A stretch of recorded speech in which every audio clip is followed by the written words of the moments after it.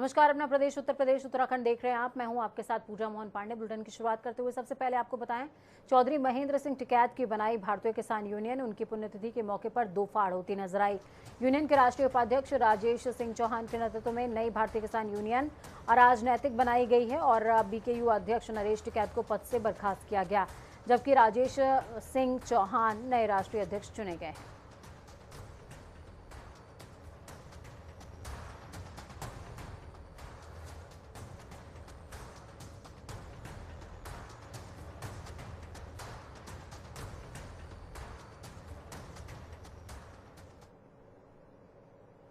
तो वहीं नवगठित भारतीय किसान यूनियन अराजनैतिक के नवनियुक्त अध्यक्ष राजेश सिंह चौहान से हमारे संवाददाता ने खास बातचीत की। राजेश सिंह चौहान ने कहा, मेरा काम किसानों की लड़ाई लड़ना है। जब उनसे राकेश टिकैत से मनमुटाव को लेकर सवाल किया गया तो उनका कहना था कि राकेश टिकैत महेंद्र सिंह टिकैत के सिद्धांतों से भटक चुके हैं, इसलिए हमने अपना अलग संगठन बना लिया। और क्या कुछ इस दौरान उन्होंने कहा, सुनिए। पिछले 13 महीने से दिल्ली के बॉर्डरों पर तमाम किसान डटे रहे। आपने देखा कि उसमें उन किसानों में शामिल भारतीय किसान यूनियन के राष्ट्रीय उपाध्यक्ष राजेश सिंह चौहान भी थे, लेकिन राजेश सिंह चौहान और राकेश टिकैत में इस समय मनमुटाव है और कहीं ना कहीं राजेश सिंह चौहान ने आज महेंद्र सिंह टिकैत के पुण्यतिथि पे आज अपने नई पार्टी का गठन कर लिया, जिसका नाम है भारतीय किसान यूनियन अराजनैतिक। उसके ही राष्ट्रीय अध्यक्ष इनसे ही खास बातचीत करते हैं। और राजनीतिक दल आपने गठन किया है, नाम है भारतीय किसान यूनियन, ठीक है, संगठन ही ले लेते हैं। आखिर क्या वजह रही, आपको क्यों अलग होना पड़ा? आपने 13 महीनों तक आपने देखा कि हम लोगों ने देखा कि आपने संघर्ष किया था किसानों के लिए, आप के मित्र रहे राकेश टिकैत, उस संगठन में आप राष्ट्रीय उपाध्यक्ष रहे, क्या वजह रही? देखिए, वजह बहुत बड़ी थी और नहीं भी थी, क्योंकि महात्मा टिकैत, वजह जो सबसे बड़ी थी, महात्मा टिकैत जी के वसूल और सिद्धांतों को वहां खत्म किया जा रहा है। महात्मा टिकैत जी के वसूल और सिद्धांत ये थे कि हम किसी भी राजनीतिक गतिविधि में शामिल नहीं होंगे, किसी भी राजनीतिक दल का चुनाव प्रचार नहीं करेंगे, किसी भी राजनीतिक व्यक्ति को हम मंच शेयर नहीं करेंगे, ना किसी के मंचों में हम जाएंगे। इतना सोचने में वक्त क्यों लगा दिया? कहाँ सोचा मैंने? 13 महीने से सोची तो रहे थे, 13 महीने से वो संघर्ष चल रहा था। नहीं, 13 महीने को संघर्ष में हम साथ थे, उसमें किसी राजनीतिक दल का ना हमारे मंच में कोई आया, न किसी तरह का मंच शेयर हुआ और न राजनीतिक दल का कोई रोल था उसमें। किसी भी तरह की टीका टिप्पणी माननीय न राकेश टिकैत जी के ऊपर है और न नरेश जी के ऊपर है। टीका टिप्पणी का सवाल जब 13 महीने में बिल वापस हो गया तो उसके बाद जब माननीय राकेश टिकैत जी चुनाव प्रचार में लग गए, तब मैंने उनको फोन किया कि ये हमारे महात्मा टिकैत के वसूल और सिद्धांत के विपरीत है। सवाल तो वही है ना, आपने उसी समय आवाज बुलंद क्यों नहीं किया कि बिल वापस हो गया, अब हमें चलना चाहिए घर की ओर? नहीं, बिल वापसी के बाद तो हम घर वापस आए, सारे लोग, टिकैत साहब भी आए और हम भी आए। कानून के लिए भी काफी लंबे समय तक डटे रहे। उसमें लड़ाई में हम उनके साथ थे, क्योंकि कानून किसान हित में नहीं थे, इसलिए हम उनकी लड़ाई में शामिल थे। और आगे जब उन्होंने 22 का चुनाव आया, उसमें एक दल विशेष का उन्होंने समर्थन किया और एक दल विशेष का विरोध किया, जो महात्मा टिकैत न, वो अब खुद पता आपको सबको। आप बता दीजिए। नहीं, मैं नहीं बताता। आपके मुंह पे ज्यादा विश्वास करें। नहीं, वो आप जानते हैं, मैं टिप्पणी किसी पे नहीं करूंगा। वो बहुत नपे तुले बोल रहे। नहीं, नपे तुले नहीं बोलना। राकेश जी के दोस्त तो हैं, दोस्त हैं, दिल में अभी भी जगह। हाँ बिल्कुल है। गठन क्यों? गठन इसलिए कि महात्मा टिकैत का सिद्धांत खत्म, सिद्धांत से वो भटक गए। सिद्धांत से भटक ही गए हैं। बोल तो रहे हैं ना भटक गए। हाँ, भटक गए। भटकते ना तो कैसे राजनीतिक दलों का प्रचार करते भाई? किस राजनीतिक दल का प्रचार? जब बिल वापस हो गया तो हमारा काम खत्म हो गया।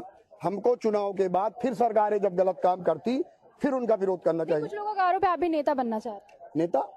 हमें 33 साल में नेता बनने का शौक नहीं, कोई चुनाव लड़े नहीं, गांव सभा की मेंबरी लड़े नहीं, प्रधानी लड़े नहीं। तो आगे लड़ लेंगे? नहीं, बिल्कुल नहीं। उम्र कोई थोड़ी खत्म नहीं, विचार नहीं। हम महात्मा टिकैत के अनुयायी हैं। किसानों के लिए आगे की रणनीति क्या है? जो भी किसान समस्याएं आएंगी उनको देश स्तर पे हम सब किसान बिरादरी के लोग मिलकर उन लड़ाइयों को बड़ी मजबूती के साथ 33 साल लड़े हैं और आगे जब तक जीवन है किसान के लिए ही वो जीवन है। सवाल है राजेश जी, माना जा रहा था कि पिछले समय राकेश टिकैत आए थे तो लगातार आपको डैमेज कंट्रोल करने की कोशिश कर रहे थे, आपको भी मनाने की उन्होंने कोशिश की, आप रूठे हुए थे, लेकिन फिर भी आपने नहीं माना। नहीं, जो चूंकि वो जो सिद्धांत है, आज भी आप देखिए जयंत चौधरी जी मंच में मौजूद हैं, मनीष सिसोदिया जी मंच में मौजूद हैं, ये राजनीतिक मंच हो गया ना। तो आपकी जो ये संगठन है राष्ट्रीय स्तर पे काम करेगा? बिल्कुल, हम बहुत जल्द दिल्ली में प्रेस करेंगे और हिंदुस्तान के 11 से 12 प्रदेश अध्यक्ष का हम चयन कर चुके हैं, जिसकी घोषणा मैं यहाँ नहीं करूंगा, दिल्ली में करूंगा। ये थे राजेश सिंह चौहान। राजेश सिंह चौहान का साफ तौर पे कह रहा था, मैं किसान नेता हूँ, राजनीतिक नेता नहीं, और 85% तक किसानों की आबादी है तो हम उनकी लड़ाई तो लड़ेंगे ही। और रही बात राकेश टिकैत की, तो राकेश टिकैत तो महेंद्र सिंह टिकैत के सिद्धांतों से भटक गए हैं, लेकिन हम फिर भी कोशिश करेंगे कि वो हमारे दल में आए। अगर हमारे विचारों से सहमत है तो किसानों की लड़ाई हम आगे अंत तक लड़ते रहेंगे। कैमरामैन रियाज के साथ मैं जया सिंह, जनता टीवी, लखनऊ। जहां एक और नए संगठन भारतीय किसान यूनियन अराजनैतिक का गठन हुआ, तो वहीं दूसरी ओर भारतीय किसान यूनियन के प्रवक्ता राकेश टिकैत ने प्रेस कॉन्फ्रेंस करी। प्रेस कॉन्फ्रेंस में राकेश टिकैत ने कहा कि हमारे संगठन का नाम भारतीय किसान यूनियन ही है और कोई भी संगठन बन सकता है, लेकिन भारतीय किसान यूनियन नहीं लिख सकता, उसके सामने कुछ ना कुछ जरूर लिखना पड़ेगा। राकेश टिकैत ने कहा 18 मई को करनाल में बीकेयू कार्यकारिणी की बैठक होने वाली है और इस बैठक में कई अहम फैसले लिए जाएंगे। राकेश टिकैत ने राजेश सिंह चौहान को बधाई देते हुए कहा उन पर राजनीतिक दबाव है। अपना अलग संगठन बनाया उन्होंने, उस संगठन से हमारा क्या मतलब? नहीं, उन्होंने आरोप लगाया। अरे प्रेस में तो कुछ आरोप लगले, भाई भारतीय किसान यूनियन का संगठन है अपना, उन्होंने अपना दूसरा बना दिया, उन्होंने अपने अध्यक्ष बना दिए। भाई साहब, उन्होंने एक आरोप भी लगाया कि अरे लगा देंगे आरोप तो एक संगठन का आदमी रोज लगा रहा आरोप तो। नरेश टिकैत जी पर उसको बाहर निकालने की बात हुई है। तो जब आदमी को किसी को जा भाई जिसे बहू को घर बन रहे तो कड़ी में सांप बताएगा बाहर भाग जा, लेकिन वे ठीक रहे, 35 साल रहे, हम उनमें कोई वो नहीं लगा, वे किसी के प्रेशर में जा रहे हैं, वो उन्होंने स्पष्ट कर दिया था हमारे ऊपर प्रेशर है, हमारी मजबूरी है। वापस लोगे फिर दोबारा उनको? इस सरकार में तो नहीं लगता कि वे वापसी होंगे। कुछ नसीहत तो अपने साथ न कोई नसीहत नहीं है, मजबूरी। प्रेशर उन पे हो सकता हाँ है, हो सकता नहीं है। 35 साल पुराने आपके साथी जा रहे हैं, लगने हाँ भाई ढिलाई है आपकी तरफ से है जी, नहीं ढिलाई नहीं है, क्या पता किसकी क्या मजबूरी है भाई, किसी को पकड़ कर कैसे बैठा ले। उन्होंने आरोप लगाया डरता है आदमी जेब तोड़ कर भाग जा। तो राकेश टिकैत को सुन रहे थे आप, साफ तौर पर कहते नजर आए कि अगर व्यक्ति डरा हुआ होता है तो वो कहीं से भी भाग जाता है। ये तो हमारा संगठन था। खबरों में आगे बढ़ेंगे। वाराणसी के ज्ञानवापी मस्जिद में आज राउंड 2 का सर्वे हुआ। आज सर्वे का लगभग 80% काम पूरा हो गया, जबकि बाकी जो बचा हुआ 20% काम है वो कल होगा। ऐसी खबर आ रही है कि अंदर मलबा ज़्यादा होने की वजह से सर्वे 100% पूरा नहीं हो सका, इसलिए अब कल भी वीडियोग्राफी कराई जाएगी। कल सुबह करीबन 2 घंटे तक और सर्वे किया जा सकता है। आपको ये बता दें कि 52 लोगों की टीम ने आज सुबह 8 बजे से 11:40 तक सर्वे किया है। आज का सर्वे पूरा होने के बाद वीडियोग्राफी की चिप कोर्ट कमिश्नर को सौंप दी गई है। बताया ये भी जा रहा है कि ज्ञानवापी के नक्काशीदार गुंबद की ड्रोन से वीडियोग्राफी हुई। हालांकि अभी इस बात की पुष्टि नहीं हुई है कि ज्ञानवापी मस्जिद के सर्वे के दौरान छत, दीवार, कमरे, बाहर की दीवारों, बरामदे, तालाब के आसपास की वीडियोग्राफी की गई है। सर्वे के बाद हिंदू पक्ष ने दावा किया है कि कल्पना से ज़्यादा साक्ष्य मिले हैं, जबकि मुस्लिम पक्ष का कहना है कि सर्वे में कुछ नहीं मिला।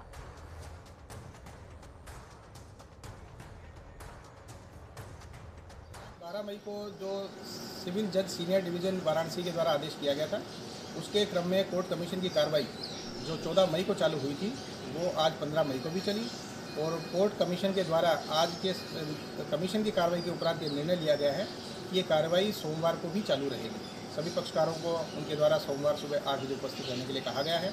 उनके द्वारा स्पष्ट किया गया है कि 2 दिन जो कमीशन का कार्य हुआ बहुत तेज़ी से हुआ, परंतु अभी भी कुछ कार्य है जो किया जाना बाकी है, जो ऑलरेडी सारे स्ट्रक्चर कवर किए जा चुके हैं। उन्हीं में से कुछ विस्तृत डिटेलिंग वीडियोग्राफी की कुछ करवाई जानी है, उसके लिए सभी पक्षकारों को बुलाया गया है। तो ये जो कमीशन की कार्रवाई है सोमवार को भी जारी रखी जाएगी। योगी सरकार में जल शक्ति मंत्री और भाजपा प्रदेश अध्यक्ष स्वतंत्र देव सिंह बांदा पहुंचे, जहां रेलवे स्टेशन पर राज्य मंत्री रामकेश निषाद, जिलाध्यक्ष संजय सिंह सहित तमाम बीजेपी कार्यकर्ता और अधिकारियों ने उनका स्वागत किया।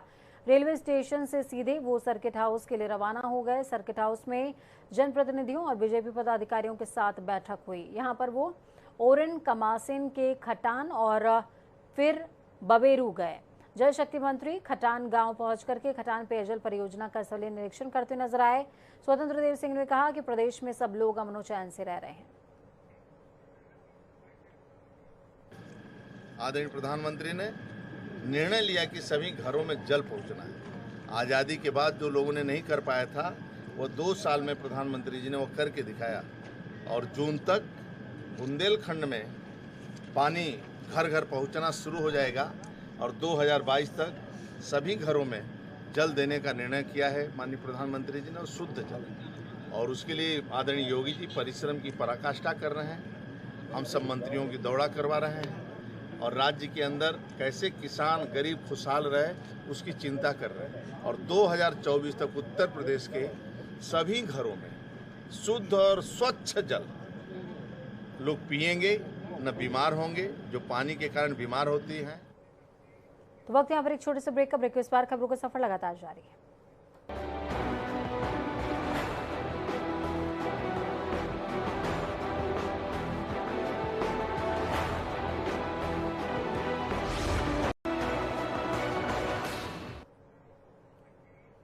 ब्रेक के बाद एक बार फिर से आप सभी का स्वागत है। प्रदेश की योगी सरकार महिलाओं के संबंध में होने वाले अपराधों को लेकर संवेदनशील है।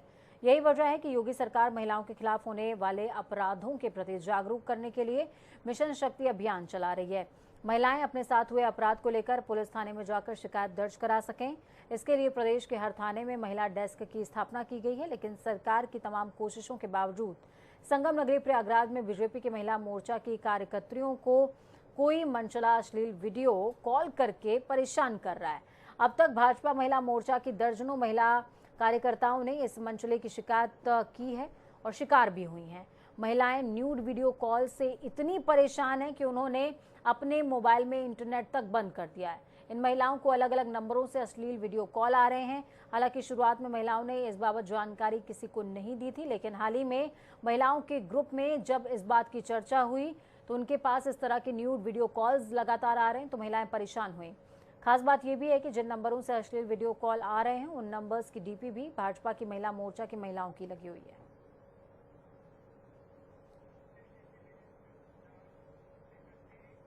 जेल में बंद समाजवादी पार्टी के नेता आजम खान की मुश्किलें कम नहीं हो रही हैं। सुल्तानपुर की सेशन कोर्ट ने 8 साल पहले उनकी ओर से दिए गए एक विवादित बयान को लेकर उन्हें नोटिस दिया। इस पूरे मामले की अगली सुनवाई अब 14 जून को होगी। आपको बता दें कि जौहर विश्वविद्यालय में मुलायम सिंह यादव के जन्मोत्सव पर आजम खान ने भव्य आयोजन किया था। आरोप के मुताबिक मीडिया कर्मियों के जरिए खर्च का ब्यौरा पूछने पर नगर विकास मंत्री रहे आजम खान ने कहा था कि तालिबानी संगठन दाऊद इब्राहिम और अबू सलेम के फंड से अनुदान मिला है। 22 नवंबर 2014 को उनकी ओर से दिया गया ये बयान काफी चर्चा का विषय बना। आजम के इस बयान को लेकर सुल्तानपुर के शिवपुरी निवासी ज्ञानेंद्र तिवारी ने एक परिवाद कोर्ट में दायर किया था, जिस मामले में अब सेशन कोर्ट ने सुल्तानपुर के जिलाधिकारी को नोटिस भेजने का आदेश दिया। मामले में अगली सुनवाई 14 जून को होगी। जो रिवीजन हमने दाखिल किया है वो रिवीजन मिसलेनियस के रूप में दर्ज करके ऑनरेबल सेशन जज ने स्टेट को और तत्कालीन नगर विकास मंत्री आजम खां को इशू नोटिस किया है। उनको नोटिस जारी करते हुए 14 तारीख सुनवाई के लिए डेट फिक्स किया। अंबेडकर विश्वविद्यालय में पेपर लीक होना अब आम बात हो गई है। यह हम नहीं कह रहे हैं, विश्वविद्यालय के छात्र और हालात बता रहे हैं। यहाँ पर सब ठीक नहीं चल रहा है। जनता टीवी की ओर से पिछले दिनों आगरा कॉलेज में पेपर लीक की खबर दिखाई गई थी, जिसमें पुलिस प्रशासन कार्रवाई कर रहा है। उसके बाद शनिवार को एक बार फिर पेपर लीक हुआ और एक छात्र को पकड़कर जब पूछताछ की गई तो मामला खुला। वहीं अब इस पूरे मामले में उत्तर प्रदेश के उच्च शिक्षा मंत्री योगेंद्र उपाध्याय ने पेपर लीक मामले को गंभीरता से लेते हुए कुलपति और विश्वविद्यालय के अधिकारियों को तलब किया है। मामला, हम यदि मामले की बात करें तो अभी क्योंकि इतना बड़ा मामला बन गया है तो किसी से भी कोई भी अनभिज्ञ नहीं है इस बात से कि विश्वविद्यालय प्रशासन की लापरवाही के चलते आज जो छात्र पढ़कर परीक्षा देने में विश्वास रखता है और ऐसा परीक्षा के साथ खिलवाड़ किया जा रहा है, जहां लोग मतलब प्रशासन के द्वारा नवीन शिक्षा नीति के माध्यम से शिक्षा को सौदेनीकरण का प्रयास किया जा रहा है, वहीं कुछ ऐसे शिक्षा के दलों के कारण वहां पेपर लीक किया जा रहा है। तो ये बहुत ज़्यादा मतलब एक शैक्षणिक संस्थान में शिक्षा के इतिहास में बहुत ही शर्मनाक घटना है। तो खबरों में आगे बढ़ेंगे, बात उत्तराखंड की करेंगे। कुमाऊं मंडल की 3 नदियों से होने वाले खनन से इस बार प्रदेश सरकार को 213 करोड़ का राजस्व मिला है। इससे प्रदेश सरकार का खजाना भर गया है। अभी 31 मई तक इन नदियों से खनन होना है। अभी भी इन तीनों नदियों से होने वाले खनन निकासी का लक्ष्य बाकी है। वन निगम का दावा है कि 31 मई तक नदियों से होने वाले खनन लक्ष्य को पूरा कर लिया जाएगा।